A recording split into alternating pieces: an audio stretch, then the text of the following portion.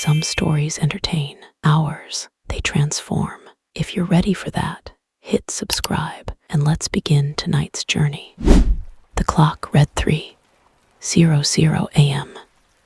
The room was wrapped in a stillness so dense it felt like time had chosen to hold its breath. A dim lamp cast soft golden light across the walls, drawing the furniture into long, thin shadows. Everything looked like it belonged, except for her. Layla sat at the edge of her bed, eyes fixed on nothing in particular. On the outside, her life looked complete. A stable job, a clean apartment, a few friends who texted occasionally, and a respectable routine. But inside, there was a silence that didn't feel peaceful. It was the silence of something buried, not forgotten, but repressed. She used to hear a voice inside her, loud, curious, alive. She remembered how she used to laugh without guilt, cry without shame, dream without permission. That voice had faded. Now, all that remained was the void. Until tonight, just as she leaned back, ready to surrender to sleep, she noticed something. Her shadow, it wasn't following her movements. It was delayed. She froze. She lifted her hand. The shadow didn't. She stepped forward. It stepped back. Her heart didn't race. There was no scream, only a strange, aching recognition. She didn't fear the shadow. She knew it, and deep inside, it had been waiting for her. The room didn't change, but something in the air did. It was as if the silence had become sentient, watching her, studying her. Layla stood motionless, eyes locked on the wall where her shadow refused to obey.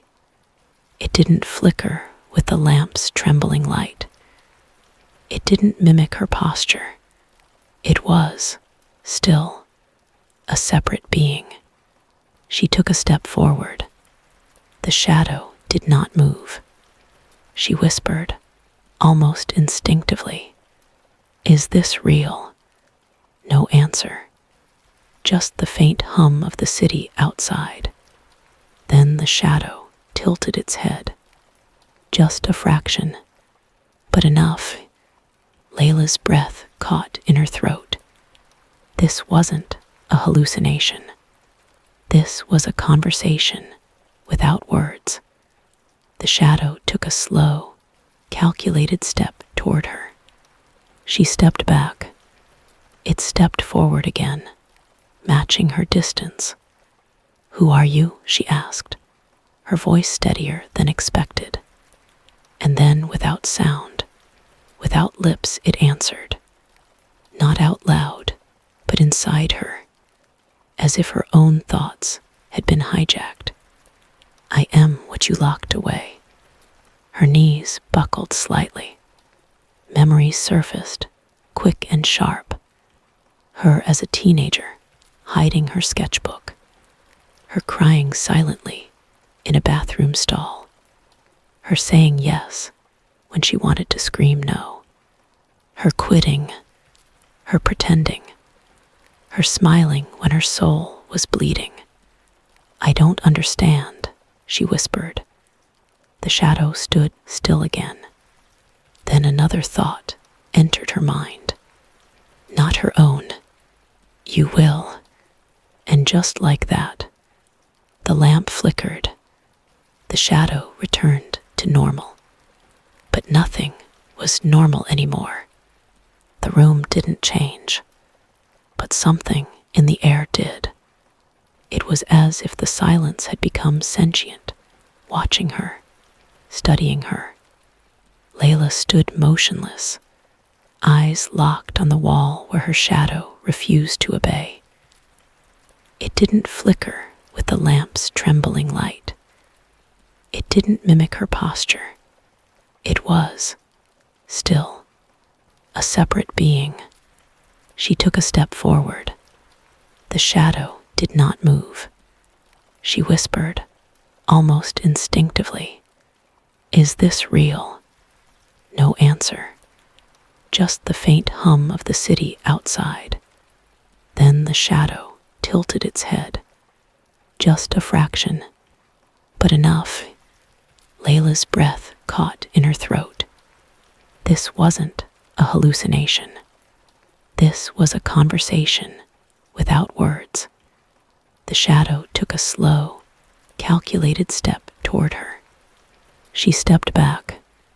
It stepped forward again, matching her distance. "Who are you?" she asked, her voice steadier than expected.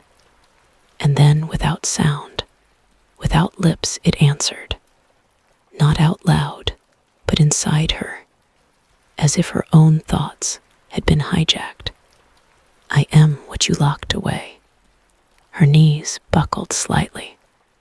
Memories surfaced, quick and sharp. Her as a teenager, hiding her sketchbook. Her crying silently in a bathroom stall. Her saying yes when she wanted to scream no. Her quitting. Her pretending.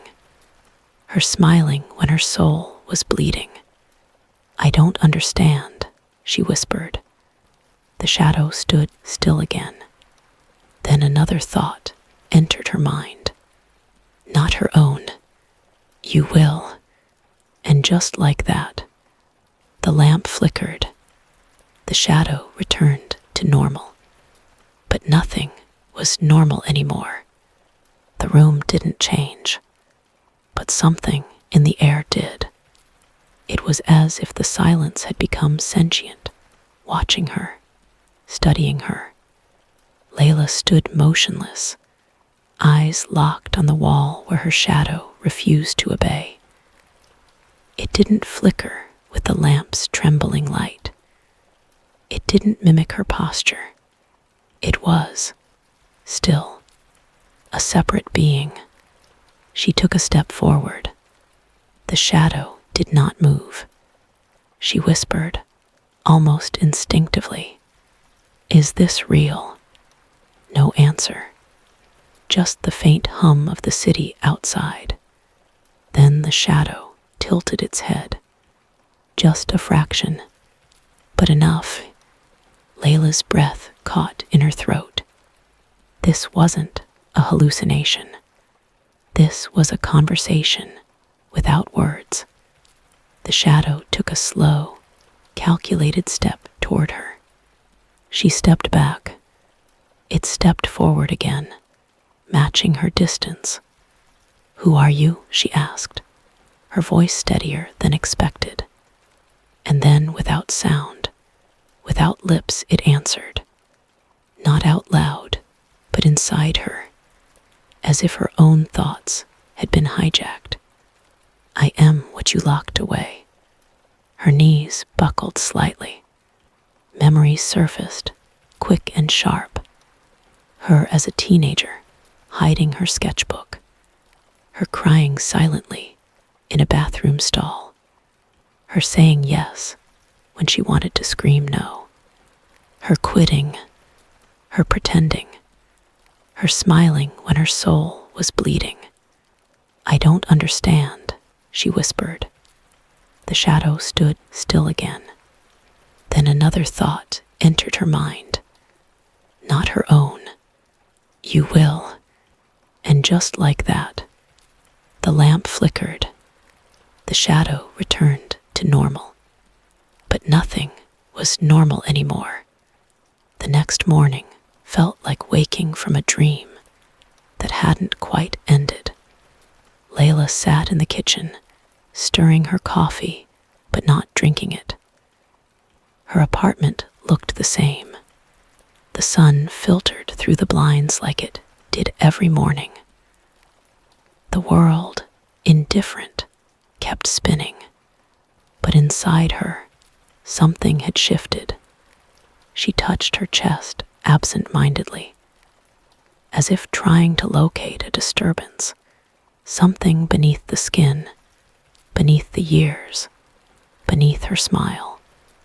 All day, the memory of the shadow hovered at the edge of her vision. She tried to dismiss it, explain it away: fatigue, imagination, stress. But something in her refused the lie, because, for the first time in years, she had felt something. That evening, she returned home with a strange anticipation, like someone expecting a letter without an address. She didn't turn on the TV. She didn't open her laptop. She just sat on the floor of her bedroom, staring at the wall, and waited. For a long time, nothing happened. The shadow was normal, obedient, silent, until she said aloud, almost a whisper, "Why did you come?" A stillness fell over the room again. The air thickened, and then the flicker. The lamp blinked once. The shadow detached. Her heart didn't pound. She was ready this time. "I don't understand you," she said softly. And the thought came again, not hers. "You've never tried." She closed her eyes, and for the first time, didn't fight the voice inside. "I'm not here to scare you. I'm here to remind you. You were whole once. Do you remember?" Her throat tightened. Tears welled up before she even knew why. And in the stillness, that voice, her voice, the voice within began to rise. Quietly, honestly. "I used to draw," she said aloud. The shadow tilted its head. "I used to believe in things, in people, in myself. You still can." She opened her eyes. The shadow hadn't moved, but something inside her had. Layla dreamt of herself as a little girl that night. Not a memory, a moment. She stood barefoot in the middle of a field. The sun was soft, the air warm. In her small hands was a notebook, edges torn and pages full of messy drawings. Monsters with kind eyes, stars with names, a girl with wings. She was smiling, but around her were voices, familiar ones, cold ones. "Grow up. Stop wasting time. Be realistic. You're too sensitive. This won't get you anywhere." Each voice echoed like thunder. Each word peeled a layer from her skin. The girl's smile slowly faded. She dropped the notebook, and then she looked up straight at Layla, the grown woman. Her eyes weren't angry. They weren't sad. They were disappointed. Layla jolted awake, breath caught in her lungs. It was still dark, but something pressed heavy on her chest. She sat up. The shadow was there again, waiting, patient, quiet, unwavering. She didn't flinch this time. She didn't speak. She just looked. "I forgot her," she whispered finally. The shadow didn't reply. It didn't need to, because deep inside her, the truth poured in. She had silenced the child who once believed. She had traded magic for approval. She had worn masks so long, she thought they were her skin. Tears fell, not loud, not dramatic, just soft, steady cleansing. "I'm sorry," she said, and for a brief moment, the shadow stepped closer. Not menacing, not threatening, just closer, and it almost felt like forgiveness. The next few days passed like quiet waves. No chaos, no voices, no dreams. But Layla felt different. She moved through the world like someone who had just remembered a secret, but wasn't ready to speak it yet. She found herself watching people more closely, noticing things. The way a barista hesitated before smiling. The way a child clung to his mother's sleeve. The way her own hands trembled slightly before answering emails. It was as if the world had always been whispering, and she was finally learning to listen. That evening, as the sun set, Layla sat by her window, knees drawn to her chest. The orange light kissed the walls gently, and the shadow appeared again, this time not separated, not strange. It stood beside her, like a companion. "Why me?" she asked aloud, voice nearly lost in the wind. The thought returned, clear and firm. "Because you're ready." Layla looked down at her palms. Once they had held crayons, then pencils, then sketchbooks, then nothing. "What's my name?" she asked. A strange question, even to her, but she meant something deeper. Not her legal name, not what people called her, what she used to call herself before the world renamed her. The shadow responded slowly, not in words this time, but through memory, a distant echo, buried under years of pretending, a name she used to whisper to herself in stories, a name that made her feel brave, alive, untouchable. She remembered, not the syllables, not the sound, but the feeling, a self that wasn't afraid, a self that still believed she was worthy of being seen. Layla closed her eyes and smiled, not because everything was healed, but because, for the first time in years, she heard the echo of who she used to be, and it didn't sound so far away anymore. There is something unsettling about looking into a mirror for too long, not to check your hair, not to fix your makeup, but to really look, to stare past the shape of your face, past the color of your eyes, past what the world expects you to see, and find what you've been hiding. Layla stood in front of the mirror, that night longer than usual. No makeup, no smile, just her, bare quiet. The room behind her was dim, and her shadow lay across the floor, soft and still. But it wasn't the shadow that unnerved her this time. It was what stared back from the glass. For a moment, it didn't feel like a reflection. It felt like a confrontation. She touched the mirror. Her reflection didn't move. Her breath hitched.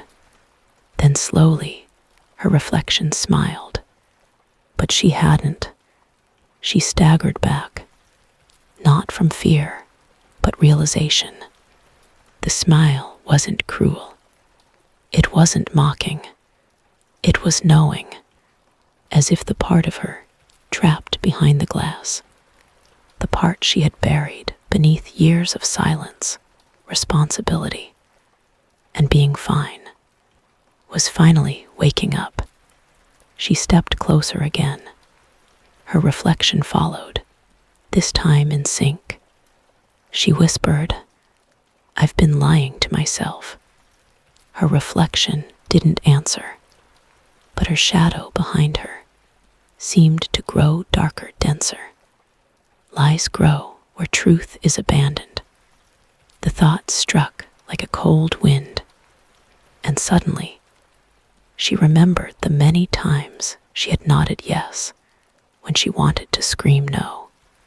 The times she said, "I'm okay," through tears. The times she laughed to avoid questions. The mirror had never lied. She just stopped looking honestly. She met her own gaze again. "I want to know who I really am," she said. The glass didn't shatter. The shadow didn't move. But inside her, something cracked, and it felt like light trying to break through. Some doors don't have locks. They stay closed because you choose not to turn the handle. Layla began walking more. Not outside, inside, within herself. She started journaling again, not to be poetic, not for anyone to read, but to open those old, untouched rooms in her mind, the ones she used to tiptoe past, the ones labeled too much, too painful, or not now. One night, she lit a candle and sat in silence. The flickering flame danced against the walls, casting shadows that whispered and shifted. The voice inside was quiet but insistent. "There's a room you never entered." Layla closed her eyes and let her mind take her there. She imagined a hallway, old, cracked, yet familiar. Doors lined both sides. Some opened easily. The year she graduated. The first boy who broke her heart. The time she danced in the rain and felt infinite. But there was one door at the end, faded, chipped, and untouched. She had walked past it 1,000 times in her dreams. But tonight, she reached for the handle. The door creaked open with the weight of forgotten memories. Inside, a little girl herself, sitting on the floor, hugging her knees. The room smelled like dust and old tears. The child didn't look up. Layla stepped inside slowly. "I left you here," she whispered. The child didn't speak, but she leaned her head against Layla's leg, like someone who'd been waiting too long. "I was afraid," Layla said. "I know," the child replied without words. They stayed like that, no drama, no climax, just presence, just truth, because healing doesn't always scream. Sometimes it just means finally walking into the room and staying. Healing was not a sudden event. It was a slow unraveling.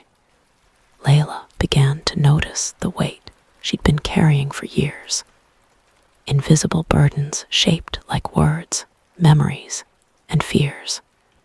Each morning felt like lifting a heavy bag filled with doubts. Not enough. Too sensitive. You must be strong. She saw how these weights made her walk slower, breathe shallower. One evening, sitting on her balcony, she pulled out a small box she'd kept hidden in her closet. Inside were tokens of her past. A crumpled note from a teacher praising her creativity. A photograph of her laughing with friends she hadn't seen in years.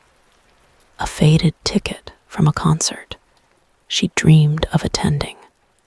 A small stone she had picked up on a childhood hike. She held each object, feeling its story: joy, hope, regret, love.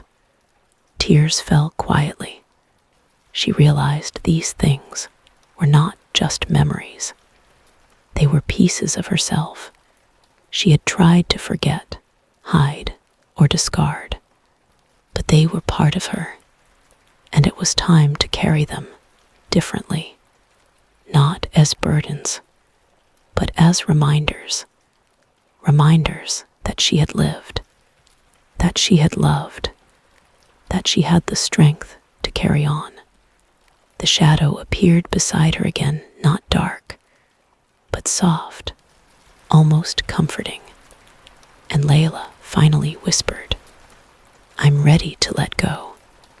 The days grew longer, but Layla felt lighter, not because the past had vanished, but because she was learning to stand between who she had been and who she wanted to be.